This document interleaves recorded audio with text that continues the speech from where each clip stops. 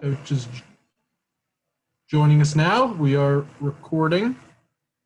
And once you're ready, Coach, we'll let you take it over. How are we doing today? Well, we're fired up to have finished number 13 today. 10 more than last year, which is just a blessing. Our kids have done a great job since our little pause. Prior to the pause, I don't know if I said this to you, we were testing just once a week, which got us. We should have been testing 3 times a week. We weren't. We've been testing 3 times a week since then. We haven't had a positive, not one, ever since the pause. So our kids have done a great job of buying in, and sometimes you get lax a little bit, and we did. And I think that new variant was going through Pittsburgh. I think it still is. Still about 400 new cases a day, which scares you.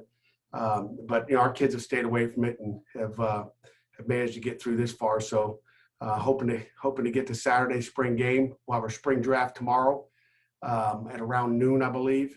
We had a 137 play scrimmage on Saturday at Heinz Field, which was outstanding. Nice chilly November scrimmage. So it was good. A lot of good work. I think anytime you get 137 plays, there's going to be good and bad.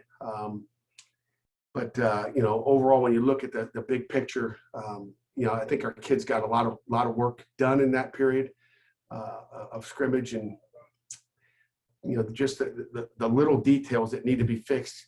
You only can figure it out on game day.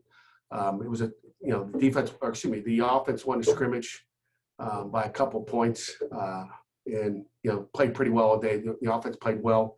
Defense came back in some situational things near the end to bring it closer, but heck of a scrimmage. So questions? Last week you mentioned the kickers. What did you see out of those guys on Saturday? Who's kind of pulling ahead in that battle? It's still a tie. Still a tie. Something funny happened at practice today. Maybe I'll tell you after the spring game. But it's still about a tie right now, I think. I couldn't tell you. It's just too early to tell. But today maybe, you got a little bit of an indication of kind of where we were, at least for the spring game. So I think you'll see in the spring game, and then I'll kind of fill you in afterwards, because it was a pretty unique situation that happened today. And along with kicker, where are a few areas where you're really watching some close competition on Saturday? I think it's everywhere. I mean, obviously, Kenny Pickett won't take a lot of reps. So the quarterback position still, that backup role, the guy that's going to get the most reps when we get into fall camp is going to be critical. There's been a battle. I mean, it's a back and forth, and we'll kind of see what happens on game day. But I think the work we get in Heinz Field is critical. And, we'll get one more in there and kind of try to organize where we are. And again, but then it'll be another battle. It doesn't matter who wins the battle in the spring and the fall. It'll be another battle. Who won the battle during the summer when the coaches are out there. So that's a position. I think that tackle position continues to be a battle. I mean, Gonsalves, played well with Carter Warren and Gabe Hoy. And then Van Lin really had a nice scrimmage. Van Lin's played some center for us. He's played tackle for us. And so he's shown some good things as well. So, I mean, we got 4 offensive tackles that can play for us. I think there's a battle there. I tell you the other battle, I told, who did I say was the starting tailback at the beginning of spring? Vince Davis, right? Yeah. Not so fast. I shouldn't say, stuff like that. You sit there and declare something, and all of a sudden Izzy is really, coming on. And again, Vince still good back. But Izzy and Abanikana is getting after it. So we're happy with where he is. So there's a battle going on there. I sit there and declare a winner in the pre-spring ball. Maybe that lit a fire under Izzy, but he's played well. Defensively, I think there's a battle at the corner spot. I mean, AJ Woods is playing at a high level. Rashad Battle came in, made some really good plays Saturday. And then about Mathis, and about Marquez. So there's 4 really good corners we think out there. We're going to find out who those 2 starters are, probably in the fall. Pat, we've talked about the tackles a little bit this spring, but how about the guards? I know you have Minor and Cradle. Is there anyone pushing those 2 guys? Yeah, great question. Keldrick Wilson has been playing guard. He's gotten better. And Jason Collier's the other guy. And again, we can always flop one of those tackles in there, whether it be Carson or Matt Gonsalves, whoever that third odd man out is. But right now, when you look inside, it's been Keldrick, who's gotten a lot better than he was a year ago. I think, just playing in a Power 5 for another year, the development, he's bought in, and he's really tried to, to do it our way, which I think, I give him a lot of credit because, you go to a different college for a few years and you kind of think this is the way it's done, and all of a sudden things change. And it's been a, change for him as far as just the, the way you do things and the way you practice, and the how hard practice is. And I think that's been the biggest adjustment that he's made. So he's done a nice job. And Jason Collier keeps just making strides every day. He's 350 pounds. I mean, he's ginormous. Pat, you mentioned Van Lin getting some work at center. It seems you guys are comfortable with how Owen is doing there. In terms of a backup center, I mean, is that where Van Lin could slot in, or who's been kind of handling those? Yeah, I mean, we're happy with Owen. Owen's played well as well. Cradle could always go in there and do it. So we've had a few of them. Matter of fact, if you looked at center quarterback exchange, there might be 6 of them down there. I think Collier snaps as well. So we've got a lot of guys snapping and working. And we know Gonsalves has also done it. So, Drexel right now is the guy. Cradle could be the guy. I mean, I think, we've got depth on the offensive line, and we could, there's a lot of moving parts in there. So I feel pretty comfortable with, whatever happens in there, whoever's got to move in there, that we're much better. COVID helped us a lot last year. If you had to look at one positive from a, pandemic and a COVID season, is, guys had an opportunity to go start some games, whether it was Gonsalves and Carson Van Lin started against Clemson. Not what you want in an ideal world, certainly not what Kenny Pickett wanted, but, they got to get their feet wet in a big-time game. What's impressed you most about Izzy? I mean, you said he's standing out. What has he really shown you? I mean, we knew he could always run. I mean, you guys saw that practice 3 a year ago. I think the thing about Izzy is, he's picked up the pass protections. He's gotten a lot more mature that way as far as understanding, you can't just carry the ball and score touchdowns. You got to be able to protect our quarterback, and he's done that, I think, a lot better than he did a year ago. So he's picked up the mental part of it. Again, it's hard as a freshman. So he's big, he's fast, he's physical, he can catch the ball in the backfield. And, he's got some patience and got great vision. And I think, tailbacks set their blocks up as far as the way they attack the holes, and he's done a great job setting it up and finding the hole. In terms of those other backs, I mean, A.J. Davis, Sibley, Daniel Carter, what have you seen out of those guys? They've all gotten better. I mean, I think our run game has gotten better. If you just want to look at that, and, it's a tribute to all those guys. A.J. Davis has had a nice spring. I think it's the best A.J.'s looked since he's got here. Daniel Carter's been doing some great things. Sibley's been doing some good things. So, we've got a lot of guys back there. The 2 guys that, really shine right now are are Vince and Izzy. But those guys are all playing well and getting better. I'm happy with the progress at that position. Pat, you have 2 new assistant coaches in your 13 practices in. What have you seen from those players kind of adjusting to their coaching style, and what have they kind of brought to the program so far? I think both of them have brought, different energy. I think anytime, a new coach comes in, there's new ways of doing things. I mean, fundamentally and structurally, you're going to do things a lot of the ways you were doing it in the past because, the coordinators didn't change, but just a freshness. I mean, anytime it's someone new, it's a positive. I think, I'll start off with the receiver position. Coach Barron's brought just a different energy to those guys. I've never seen them block like they're blocking right now. They're playing their tail off of Coach Barron, and he's coaching his butt off. And I think that's the big thing. I just see the receivers playing with a little bit more of an attitude out there. They're making some contested catches. I saw, Jared Wayne come across the middle, the other day and catch a ball like that, in behind him, and then get probably 15 yards, after the catch. It was an incredible catch. But we're just seeing those guys make some big time plays, and they're playing loose and having fun. And he's made that room a little bit fun. And then, the linebacker position, Coach Manlack has done the same. I mean, again, it's different. I think our linebackers, if you ask them, they feel like they're getting a little bit different fundamental taught to them, which is always good. I mean, I think I always talk to our players, they all got tool belts on them, and someone's got a screwdriver and a hammer, but any new coach can bring you a new weapon to help you be a better football player is a bonus. And every coach has got a little bit different twist to some of the individual things that they know fundamentally and technically. And I think the kids say, shoot, I got this from Coach Harley, and, I'm getting this from Coach Manlack, and it's the same thing at the receiver position.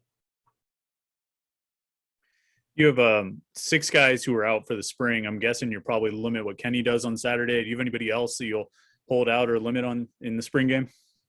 Yeah, I mean, I think that's, it'll come down to, decisions I got to make. But, Kenny definitely be limited. I know he'll want more than 3 plays, but he might just get 3 plays. I know Coach Whipple didn't want to play him at all. I was like, we got to play him. Hand it off 3 times, and run away. But nobody wants to get anybody hurt in the spring game. I mean, that's the number one priority, is come out of there healthy. And there's some other guys I'd have an eye on that will try to limit their plays. That'll be critical. People don't want to draft somebody that's not going to play the whole game, but that'll be something we'll have to decide afterwards. How is that draft working? Like with the format, I guess who's drafting and everything? Yeah, we're going to do the same thing. I'll pick head coaches at probably a 4:00 staff meeting today. So I'll pick our head coaches, and then the head coaches will draft out the rest of the staff offensively and defensively. So we'll get a good even deal there. We'll draft out EJ. EJ will probably be a first-round draft choice.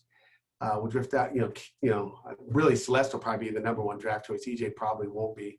RJ, I don't know what's going to happen with the sports info department there.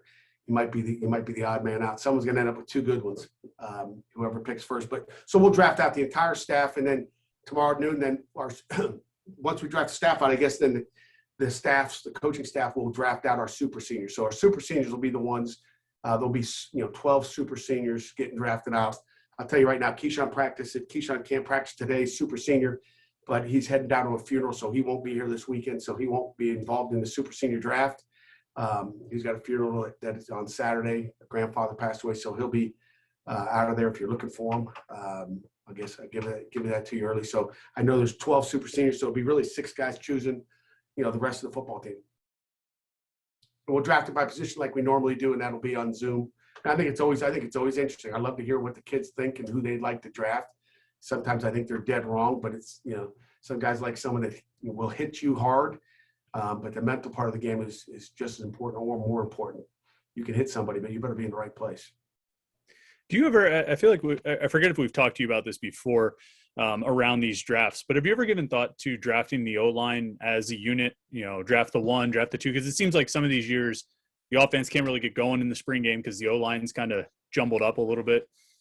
Yeah, we thought about it. Then when you look at COVID, sometimes you got to play, near different guys. I hate to draft it out that way. Because I like to, who do you want to pick? Pick your best player. And I think it's an eye opener for some players to say, okay, why did I get picked there? Okay. I want our guys to know, who's valued by their teammates, not just their coaches. Because as coaches, we can set the depth chart and put it in there. What do they feel? What do they, who do they want to pick? Who do they want on the field with them? So we've thought about it, Chris. I mean, it's not a bad way to do it. But we'll mix and match it and play a game. Coach, I had a chance to talk to the new ACC commissioner today, Jim Phillips. He's familiar with you, coming from Northwestern. Did you get a chance to meet him face-to-face over the past weekend, and your impressions?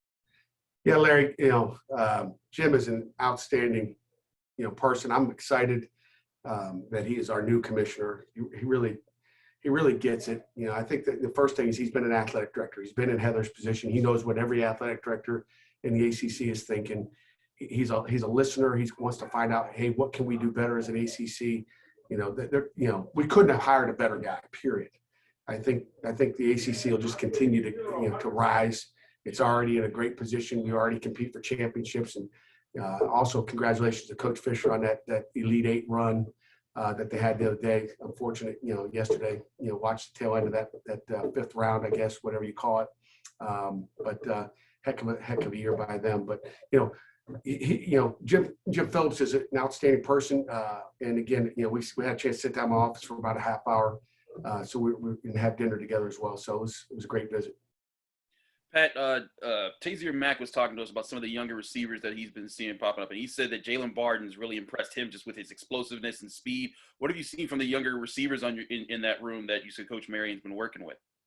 Yeah, I mean, Jalen's played well. I mean, Gavin Thompson had a great day the other day, but Jalen, we saw Jalen last year. He's fast.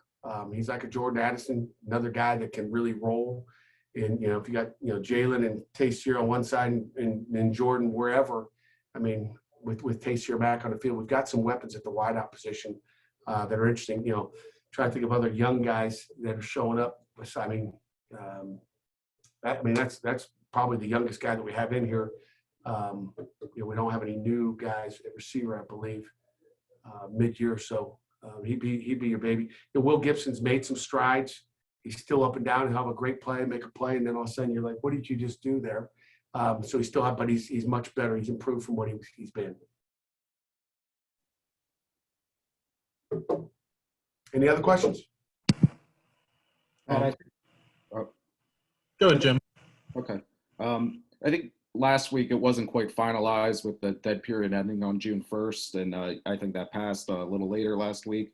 I mean, I know official visits can happen in June. Are you planning on having any like prospect camps, and what's the excitement level for you to maybe have the opportunity to host players and see them in person before recruiting them?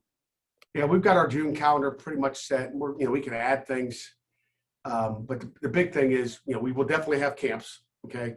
They're going to be mostly for the young kids. I mean, if you're a 2022 grad, you can come on campus, and the NCAA pretty much said every day can be a camp for a 2022 grad. So they can come on campus and we can work with them for an hour. So if you're a 2022 grad, why would you pay to come to camp when you can come for free?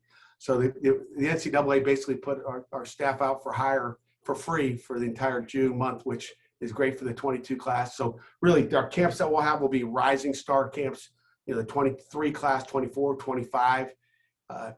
So I think that's huge. We'll have 3, maybe 4 official visit weekends, and we'll have a couple camps in between. So we're allowed to have 10. We may even head on the road, if the dates match up with our schedule, and do some satellite camps. So we're excited.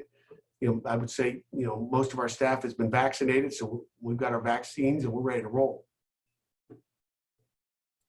Pat, on the other end of that, if you don't mind me asking, because after the game Saturday, we'll have a lot of questions. What's it like for you on draft weekend, NFL draft weekend, and seeing guys you work with for years get that next opportunity? It's a lot of fun. I think it's anxious. I think, I was just talking to Jimmy Morris. He was at practice today, and just talking, there's all, people talk about, hey, he's going to be this round, that round, and there's nobody really knows. It's such a crazy draft. I'm not a big draft guy. I'm going to watch it because I want to see where my guys are going. But, when the first round goes and we don't have anybody go, it's kind of like, and it's just a tough process. I think it's tougher on our kids, obviously, than it is, on me for sure. Nobody's going to feel sorry for me having to deal with the stress of when are they going to get drafted and why that guy get drafted. Our guy's better than that guy. And we can have everybody's got opinions. But I think it's a tough day for everybody. And, and it'll be the same thing Saturday. I don't think I've ever been to one that you weren't going, why did it happen like that? I'll go back to Dane Jackson. Still can't believe what round he was drafted in. It's just kind of like, you sit there all day wondering, like, when is it going to happen? So you sit there glued to a TV going, it's going to be 5th round. Then you're going 6th, and then it's 7th, and you're going, how the heck is this happening? So, but I'm excited for our kids. All they want is an opportunity. They're all going to have an opportunity to play in the league. We got some great football players, and there'll be some free agents out there as well. So I'm excited for them and their opportunities that will come in 2 weeks. Anything final? All right, Coach, thanks for your time today. All right, thanks, guys. Appreciate it. Thanks, Coach.